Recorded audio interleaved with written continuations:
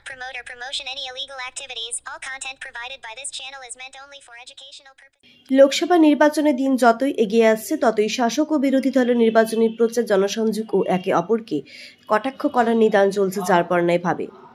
লোকসভা নির্বাচনে শাসক ও বিরোধী দল দক্ষিণ দিনাজপুর জেলা জুড়ে নিজেদের সংগঠনকে আরও মজবুত করতে জেলার বিভিন্ন প্রান্তে একের পর এক নির্বাচনী প্রচার ও জনসংযোগ করছেন। ভোট বৈতরণী পার করার জন্য দলের সর্বোচ্চ নেতৃত্বদের জেলায় নিয়ে এসে দক্ষিণ দিনাজপুর জেলার সদর শহর বালুরঘাট তথা বালুরঘাটে লোকসভা কেন্দ্রের নির্বাচনের দিন আগামী 26শে এপ্রিল শনিবার দুপুরে দক্ষিণ দিনাজপুর জেলার বিজেপি উদ্যোগে গঙ্গারামপুর শহর বিজেপির ব্যবস্থাপনায় একটি সাংগঠনিক বৈঠক অনুষ্ঠিত হয়।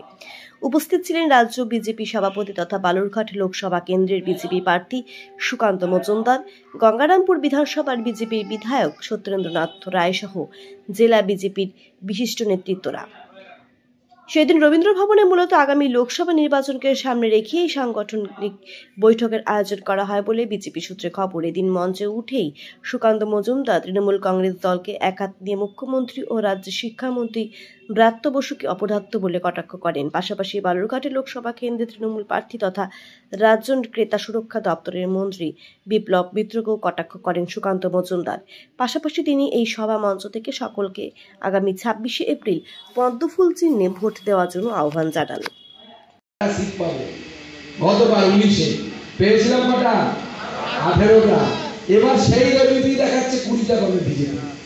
তাহলে বিজেপি কটা পাবে ভেবে নিন, আর সেইটা ভেবে আপনারা লড়াই শুরু করুন। আর নরেন্দ্র মোদী 16 তারিখে আসছে, কি যাবেন তো দেখতে? শুধু নিজেরা গেলে হবে না, নিজের এলাকা থেকে লোকজনকে বলতে হবে চলো সেই প্রধানমন্ত্রী যিনি করোনার সময় তোমার পরিবারকে 3-3টে টিকা বিনা পয়সায় বাঁচিয়েছে, সেই নরেন্দ্র মোদী আসছে, চলো একবার দেখে আসি আমরা। ভারতবর্ষের নয়, মাহফুজাজি বললেন এখানে তৃণমূলের নেতারা মুসলিম সমাজের মানুষকে ভুল বোঝায়। আচ্ছা, এই মাহফুজাজি বললেন সৌদি আরব সহ 6-6খানা মুসলিম দেশ তাদের সর্বোচ্চ পুরস্কার দিয়েছে। তো সৌদি আরবে তো ইসলামের প্রতিষ্ঠা হয়েছে, স্বয়ং নবী সেখানে জন্মগ্রহণ করেছে, তো তাদের লোকেরা কি ইসলাম কম বোঝে নাকি? এইটা আমাদের মুসলিম সমাজকে বোঝাতে হবে। আরে সৌদি আরবের রাজকুমার থেকে শুরু করে রাজা, তারা মোদীর বন্ধু বললে কম বলা হয়, মানে জিগরি দোষ বলে একটা কথা আছে না হিন্দিতে, তারা হচ্ছে জিগরি দোষ। ভয় দেখানোর বাইরে ওদের হাতে কিছু নেই। কাউকে সিএর ভয় দেখাচ্ছে, কাউকে লক্ষ্মীর ভান্ডারের ভয় দেখাচ্ছে। আমরা মানুষকে আশ্বস্ত করছি কারো কিচ্ছু হবে না। বিপ্লব মিত্র কালকে যেটা বলেছে, বিপ্লবদা যেটা বলেছে সেটা ভাওতা। তার কারণ 2.5 বছরের আগে প্রধান চেঞ্জ করা যায় না, কোনো কিছুই চেঞ্জ করা যায় না, পঞ্চায়েত আইনে আছে। বিপ্লব মিত্র চাইলেই তো হবে না, আমি চাইলেও হবে না, আইন যেটা বলছে সেটা। নিজের দলের কর্মীদেরকেই ভয় দেখাচ্ছেন, কি বলবেন? ওটাই তো এখন বাকি আছে, আর কেউ মেনে নিচ্ছে না তো। এই যে একটা পরিবার, গঙ্গারামপুরের একটা পরিবারই সব খাবে, সব করবে, আর বাদবাকি সবাই প্রজা হয়ে থাকবে, ওনারা রাজা, বাদবাকি জেলার সব তৃণমূল নেতারাও প্রজা। তো তৃণমূল নেতারাই তো বলছে, আপনার ভাষায় বলছেন মাংস খাবে ওরা, ঝোল থাকবে। একদম তাই।